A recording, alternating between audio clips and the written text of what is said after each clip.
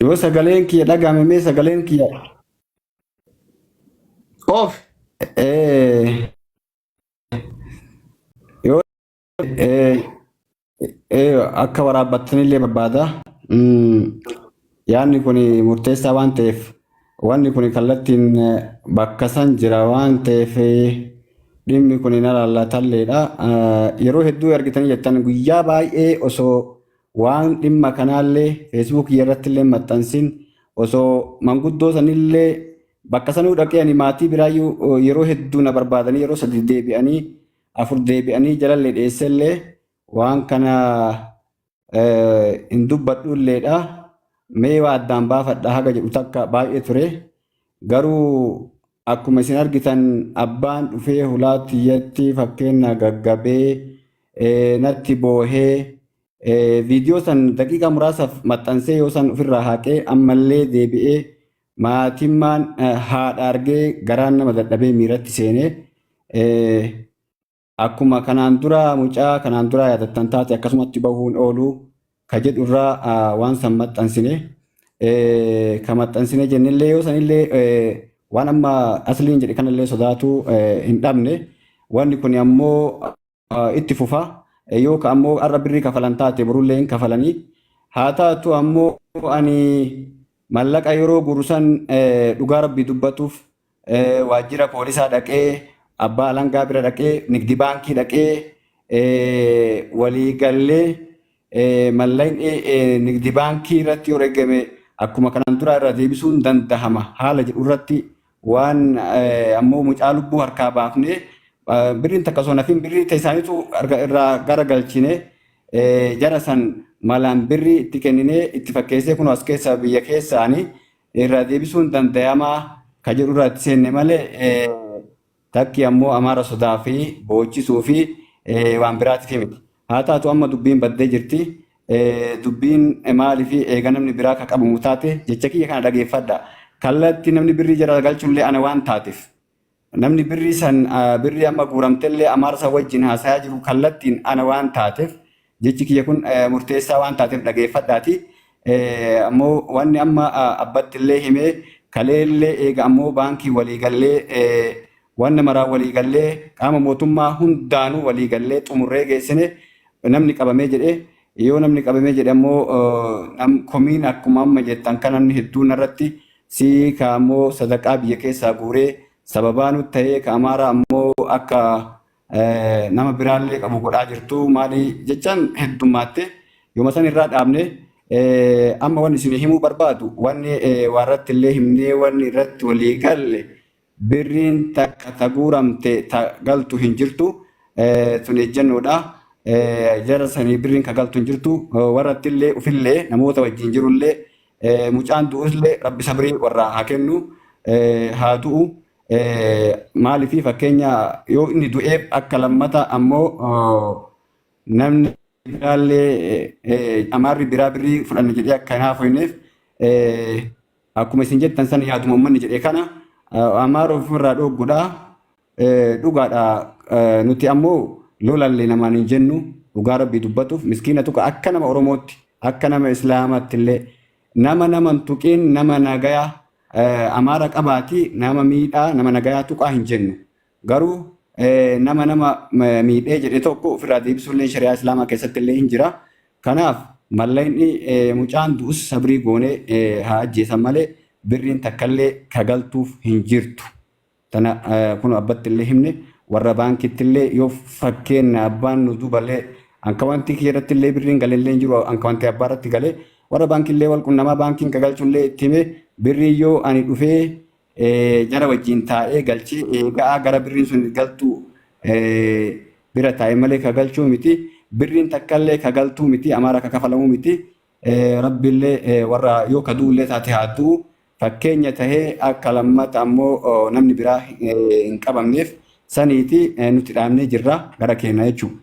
Viidiyoon ka duraan waraabame malee ka amma waraabame feesbuukii gubbaan jiru ka ijoollee yeroo jalqabaatiif achumarraa fuudhanii dubbisaa jiranii dhimma kana lammatallee baay'ee jira ka Liibiyaatii fi maalillee mucaa saniitiin dhaabee jiranii wanni kun heddummaataa deema waan ta'eef kanaaf obboleeyyan tiyya rabbiin nu haa gargaaru rabbiin ummata keenyallee haa gargaaru dandeettii isaatiin mucaa sanillee rabbiin haa baasu birriin kafalamtullee hin jirtu wanni kafalullee hin jiru hawaasa keenya wanni nu dhaamnu ammoo nama miskiina kamuuyyuu haa ta'u akka hin tuune dalagaa godhatanii akka san ammoo gocha san nama biraa nama nagayaa fayyaalessa qabaatiituma amaaraa hin jennee dhaamsa tokko nama tokkottu hin dhaamnu yoo dandahame jedhee jarattii san dhaqanii yoo mucaa san harkaa baasan waan nu gammachiisu kanaafuu birriin galu takka illee hin jiru gaafii qabdan asirratti isinii deebisa kanama isinii jedha.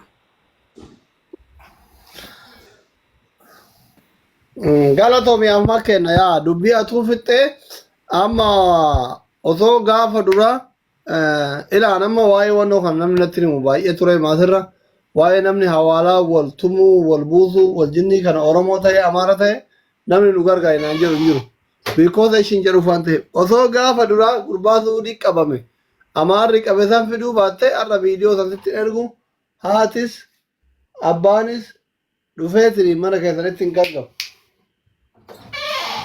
Fena hin gaggabu si galee miti amma erga fiddeerta homaa rakkoon qabu eega badeera sababaa mucaa san tokkochaa jarree namni hedduu tumamaa jira maa jechuun jira dhugaadha. Oromoon nama tumattillee amanuu miti nama tumullee miti namallee dhiiga buusuttillee amanuu miti dhugaa sun aadaa keenya garaa laafna. Garuu diina giddiin bakka ati dalagattutti sitti dhufee biyya ormaatti sitti dhufe teettee waan ilaaltuuf hin jiru. Waan ilaaltuuf hin jiru. Kanaaf yeroo biraatiif katareef ta'eera kanaaf dhaganiiru katareef Oromoon as jala jirtan kamuu nama keessattuu lammii Itoophiyaa ofii wal qabee maallaqa wal gaafatu akka karaan kun hin babal'anne maallaqni ergamu ofii qabu. Bakka guyyaa eeggata malee dhamu hin du'a waan ta'eef Oromoon Oromoo qabe.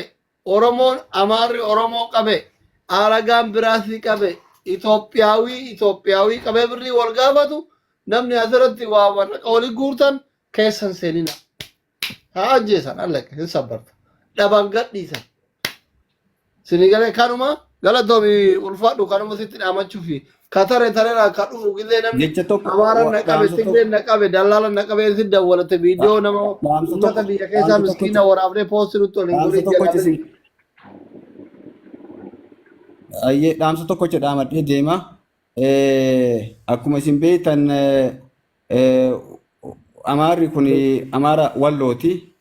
Namni keenya hedduu yeroo hedduu afaan Oromoo illee hin beekanii Oromoo Walloo ta'itti ka jedhu fa'aa dubbatanii wanni Oromoon uummanni Arsiifaa keessatti hin beeku Walloon keessatti uummata sadacha jedhantu jira. Sadacha hin beekanii kaafuu afaan Islaama amantaan Islaama amma jara suuraa isinii gadhiisaa ture jara gaaf kaanii Shee Hasan Shee Maalii kana namoonni suni namoota amantaa Islaamaa qabanii garuu warri Walloo hin beeka Oromoo Wallootii miti. Oromoo Wallootii miti. Oromoo Walloo warra ajjeesaa jiru warri suni.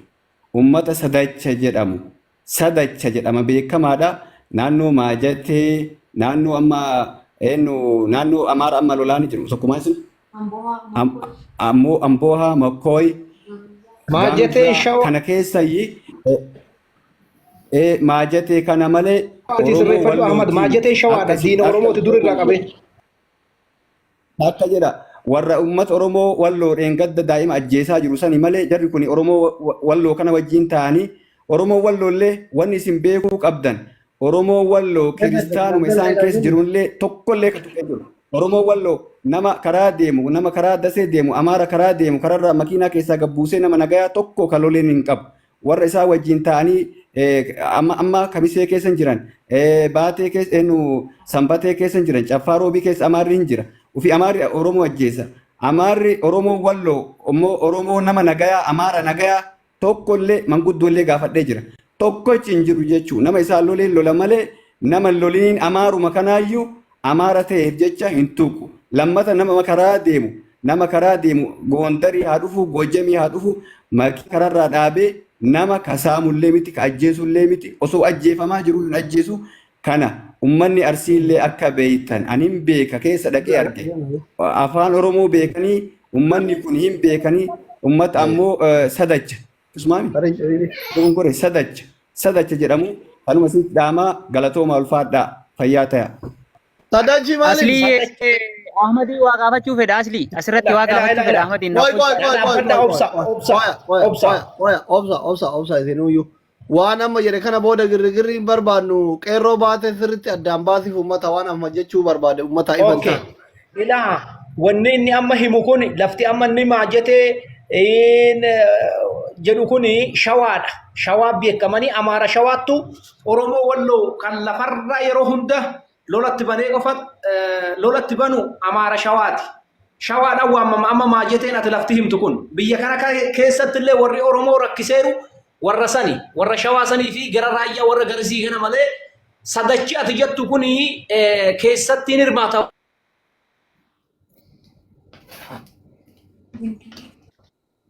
Waan si wadda yoo sagaleen kun dhagahamu jiraatu. Dhagahamaa ra sadachi. Makkooyii fi maajjateen jedhamu kun shawaadha. Diina Oromoo beekamaa. Nanti jufin bari deem baqa yalla.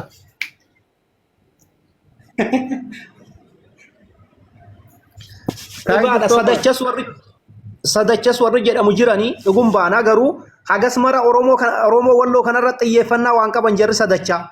Daganyaan maalini daganyaan?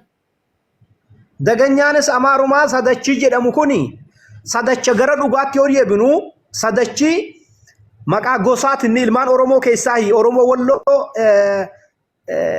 gosasaa keessaa sadachi garuu nu biratti akka arrabaa kan fayyadamu sadacha jechuun sadacha jedhamaan jarra Amaaraa kanaan guutuutti Oromoo Walloo biratti.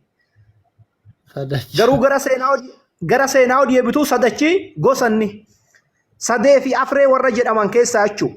Sadachi ilmaan sadii qabaa akka jedhamu sana jechuudha.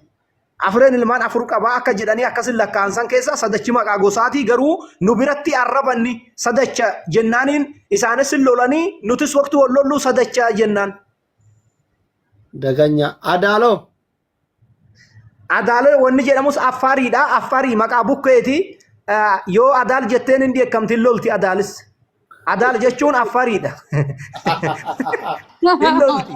Akkuma qoomchee jennu kana Amaaraan akkuma isaanis gaallaa jedhan kana. Adaal yoo jettee lolti. Amma Oromoon Suudii Adaal sadachaa fi daganyaa ofirraa eeguu qaba jechuudha.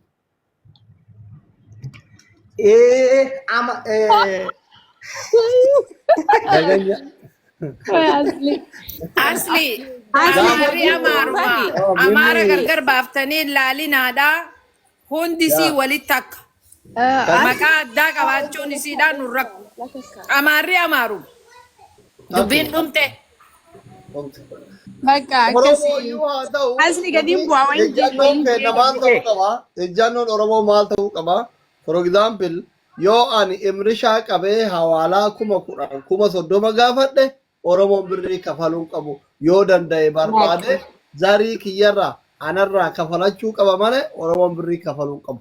Thank you so much. Hanuman jechuu deema. Hanuma yoo nama hawaalaa nama gaafatu ta'e for example yoo ani imrishaa yookiin nasraa yookiin imaanii yookiin ahmad yookiin adda rashiidaa qabe indasoo nama biraa qabe anummaan kunuu yoo qabe garafe namni viidiyoo waraabullee viidiyoo waraabuun qabu yoo waraabellee ka waraabbii osoo ta'in ka dinniina ka sodaachisa osoo zarii kee hawaalaan buusifne ka biraa qabne ullee akkasiin gaafanne dhiiftoo ta'e malee aslitu birrii agaraa nu gaafate birrii fidaa jedhee Oromoon booyuu qabu because nama akka isaattu qabe sifallik haa ajjeesu yoo barbaade haa gadhiisu. Amma Liibiyaa kanatti duraan jechuun Tigree Sumaalee malee Oromoo gadhiisan. Amma egaa Abiyyi aangoo qabate jarri balaa gizeedha jedha. Liibiyaa makanatti gadi dhiisan. Dallaalatti amma karaa Suudii ijoollee Suudii hin beektan. Abdul Qawwii biratti gatiin bar timiniin akka biyyaatiif akka beeheritiin jira bar. Tigree gaaf taatu ati qaaliidha bar. Oromoo yoo taate waliin rifattu jedhanii bar duraan. Amma garuu balaa gizeedha jarri warra biyya bulchaa jiru jedhanii waan Oromoon akka Tigreetti birrii ol kuusasaniitiin namatti jabeessaa jiran malee akkaataa biyyaatirraa ufteetiin mana dallaalatitti warra maqaa kee dhaloota kee hin beekne birattu gatiin kee qaaliidha. Sobaa kun Abdul Qawwii bira karaa Suudii ol deemna. Oromoo yoo taate namni gasi dhiisanii wallaahi Liibiyaa kanatti Oromoo jetteen gasi dhiisan. Oromoon birrii walirraan kafaltu jedha. Yoo ati hin kafalle tumanii ka du'e akira bilaasha ta'a jechuudha. Biyya feete bilaashatti deema. Kanaaf tokkoffaa namni kennallee karaa seeratiin karaa seeraan alaa biyyaan bayina. Lammaffaa erga biyyaa baatanii haa isin ajjeesan malee maatii keessan hin hiraarsina. Rakkoo keessa namni jiru itti cite. Maatii keessan irriban dhoggina. Birrillee namni kennaan jiru warra Liibiyaa deemaa jiru. Warra karaa baharaa kana deemaa jiru. Namni